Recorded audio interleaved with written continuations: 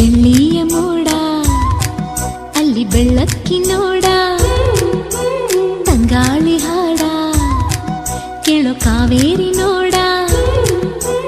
ಮೂಡಣ ಮನೆಯಿಂದ ಬಾನಂಚಿನವರೆಗೂ ಹಸುರಿನ ಸೀರೆಯಲಿ ಬಂಗಾರ